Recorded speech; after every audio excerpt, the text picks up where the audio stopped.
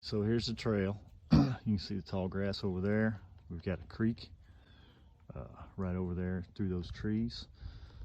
You can see coyote scat there, coyote scat there, right? And all down through this trail, I've found several piles of coyote scat. If we turn around, it's kind of the same going that way.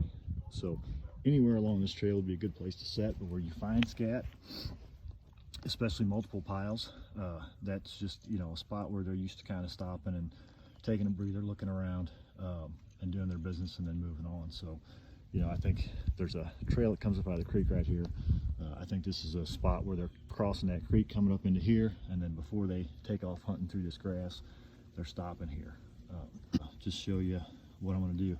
And you can see this clump of grass right here really sticks out, and they're crapping right on the other side of it. So I'm going to use this rock and this clump of grass as a backing. I'm going to bed the trap right in here. So putting it on a drag, I've got 10 feet of chain. It's not quite long enough to get back into the brush and really hook onto something like I'd like to, but this is all real tall stuff, so I don't think they're going to make it very far with that Sabertooth before they get hung up, and I'll be able to find them pretty easy. So all right, so this is my first attempt at this as far as camera angle and everything, so I hope it works out all right. We'll see. A lot of guys on YouTube and the DVDs and stuff that you'll buy, you'll see that they're saying dig your dirt hole first, so you can put your trap, you know, based on where the dirt hole is. Down here, I've found that's not the best idea, because you can't always get a dirt hole in. You can't always get a trap bed in. You know, where I'm trapping in southern Missouri, sometimes rather than digging a trap bed, it's more like rolling big rocks out of your way and putting the trap in the void that's left behind from the rocks. So, yeah, and we may not be able to get a trap bed in right here. There's a real good sized rock here. But a lot of times you can work around the rocks, but every once in a while you'll hit a shelf, and I mean one that goes for a ways. And then, you know, you got to kind of adjust and go to plan B and maybe try to find a different spot to dig your trap bed. But these rocks seem to be small enough that I should be able, hopefully, to just roll them out of the way. But we will see before too long. Oh, that's a root. Roots are easy. Roots are way better than rocks.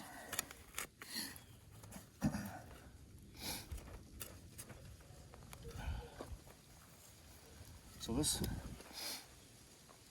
area here was already dirt, as you can see. So it's going to make it a little bit easier. You know, it's going to get cold tonight. It's been cold. You can see how wet this ground is. So I'm going to do a real light covering of this dirt out of the trap bed over my wax sand, just enough to blend it in, but hopefully not enough to freeze over the top of it and prevent that pan from falling when something steps on it. So the other thing that I'm going to have to do in this situation is dig a little trench, and all I'm going to do is just kind of put my spade in and just kind of lean that dirt to one side. And normally I wouldn't do this much to cover the chain, but normally I'm not in this bare dirt like this. And I just want to get this off of this dirt trail and into this tall grass. And once I get this far away, I'm going to call that good. So I'm going to pull this back. See, that drag's already hung up good. And I'm just going to shove that chain. That thing's hung up good. Shove that chain down in that little trench that I made.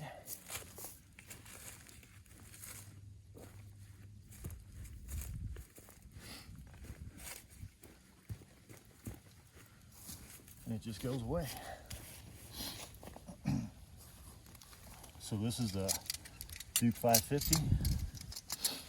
I've been running one of these pretty consistent, just haven't made a catch in it yet, and it's no fault of the trap at all. It just hasn't been the one that that was lucky for me.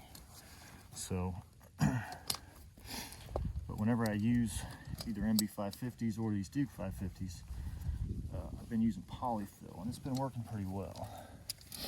So the Dukes require a little bit more polyfill because the pan's a little bit bigger and it's square than the MBs, but it seems to work pretty well at keeping everything out from under your pan. You want to kind of watch the edges here, because when you start to pack around them, that'll kind of stick up.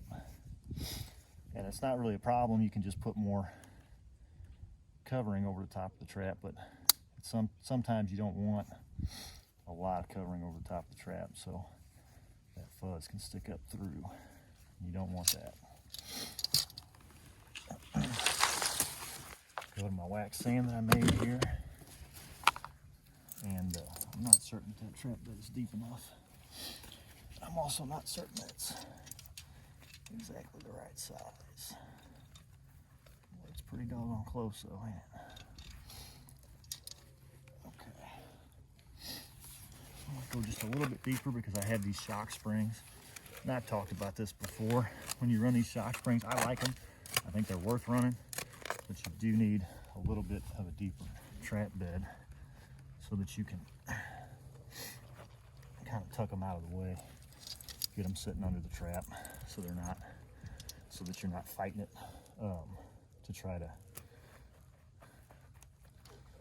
and that's fine. So I just threw, kind of wet dirt on top of all that stuff. I don't care if that freezes down. Even if it does, that coyote's gonna pull on it hard enough to pop it out of there.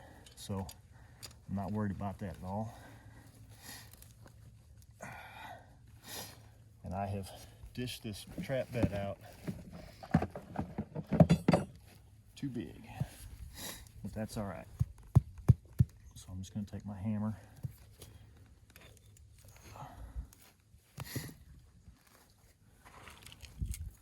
line this with just a little bit of wax sand so that hopefully we don't freeze down. And I'm just gonna tap this.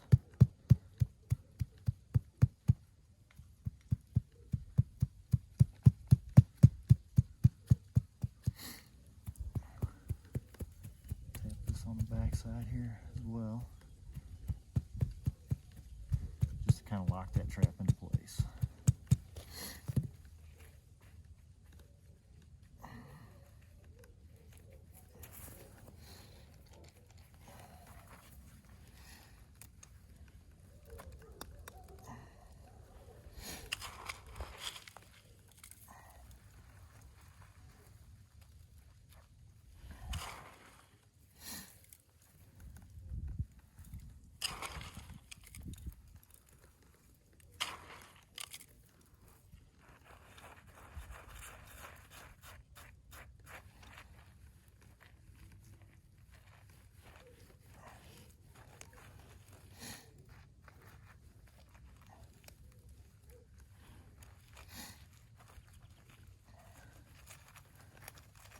I'll lift this up. A little more wax sand under it because it seems to be move quite a bit still. This wax sand really, it's almost like wet sand on the beach, so it really does pack really well. And you can see I've got a lot of clumps in it, but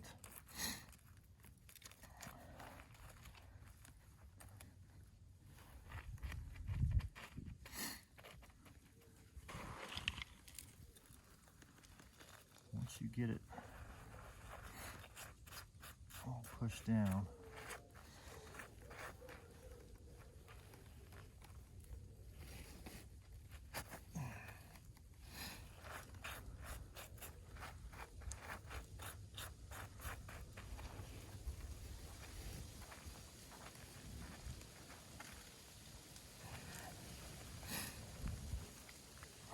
See, and that's getting pretty solid now. Still having a little bit of problem with this loose jaw. Still just a little bit funky. Not sure why.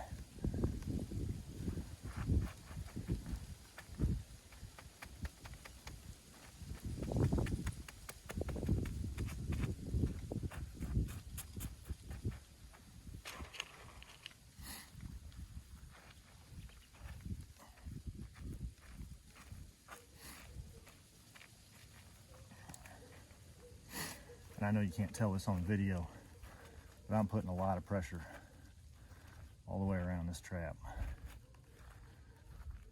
And it's bedded solid now. So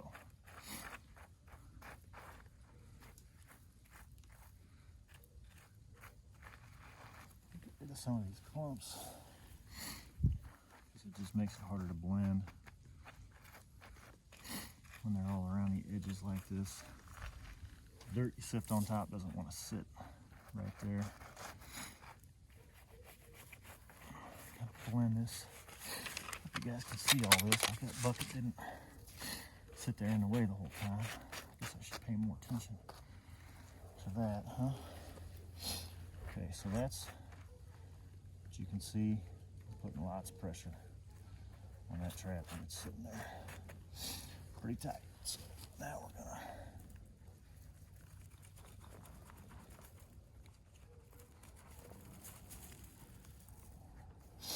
this sifter's too full.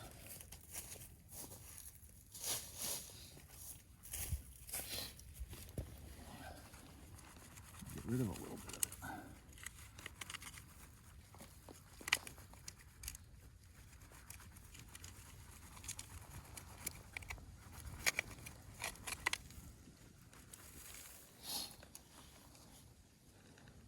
Go down one more time. Find my pan.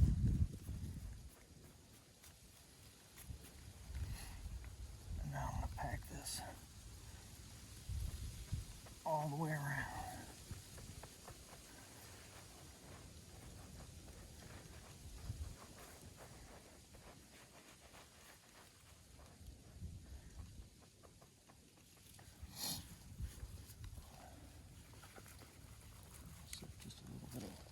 And I'm going to kind of sift this dirt, cover up all my wax sand, just kind of laying it around. Then you're going to have clods. Now, you got to make sure it's a clod, right, and not a rock, because that rock will keep your jaws open. So that is a clod. We're just going to put some clods around stepping guides to try to get them to step exactly where we want them. This over here, we are going to cover this chain, so I'm not going to go crazy.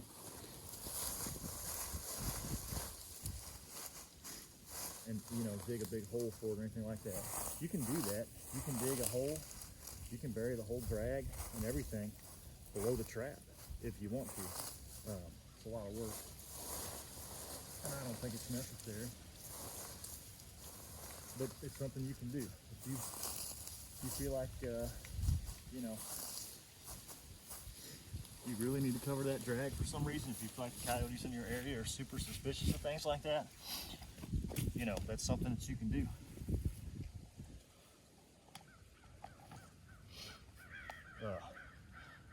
But again, I don't think it's necessary. So that's pretty much the finished set. Now I'll show you baiting it. And what I'm going to do there is a little bit different maybe than what you would do at every set, because I do have this coyote scat here.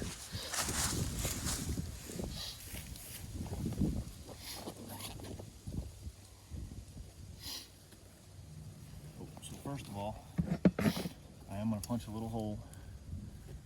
Well, if I can find a spot that doesn't have a huge rock in the way. Okay, I think that's good.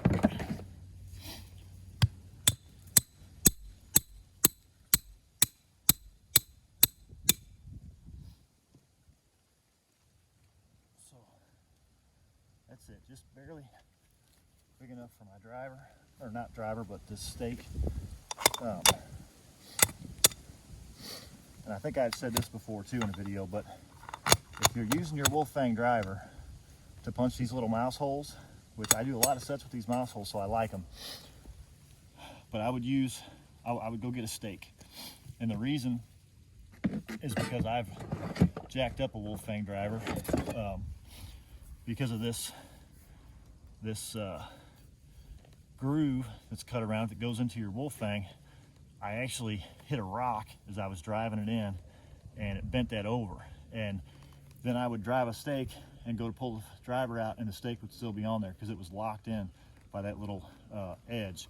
So I had to actually get back all the way to the truck and get a file and file that notch open again before I could drive a wolf fang in, and it would stay in the ground. So that was kind of a pain in the butt, you know, and I was not close to the truck when that happened, of course.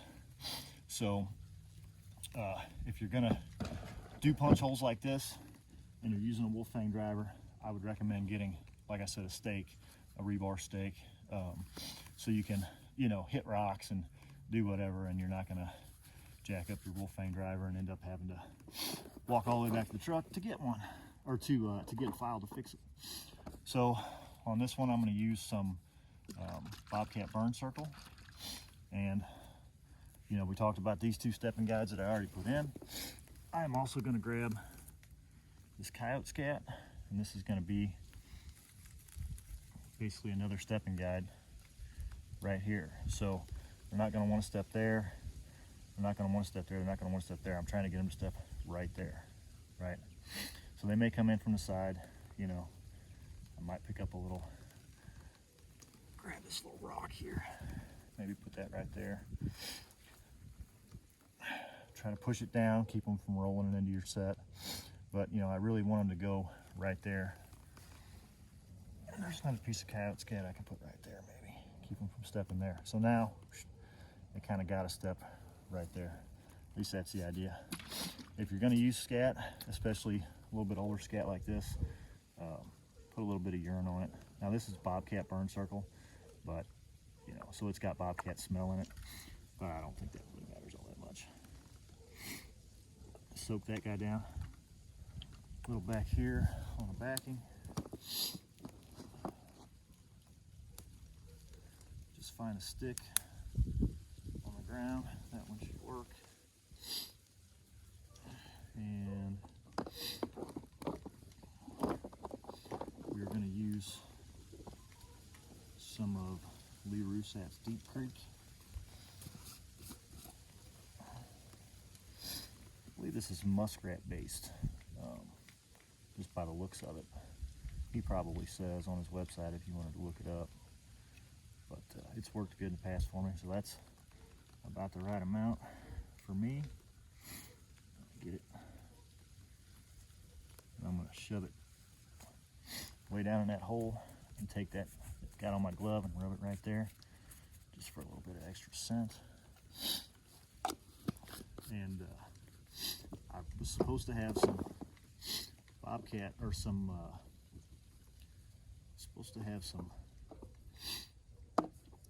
coyote urine, but I don't. I've got Bobcat urine and more Bobcat urine, that burn circle, which is a little bit different. It's a kind of a Bobcat urine with Bobcat gland lure in it as well. But so I would have rather put, you know, coyote urine on that scat, but it is what it is. And this is Booty Call from Clint Locklear. It's January now, so we're getting on to kind of the mating season, so I want to make sure I got some gland here. Put a little bit on that rock, a little bit on the stick. Stick goes in the hole. Again, I got some crap on my glove, so we'll just put it right there. So that's a finished set. I've got bait lure and urine. I've got stepping guides. I'm on a travel way. It's packed down good, blended back in. So I think this is going to be a good set. Hopefully we'll have a coyote here in the morning. Thanks.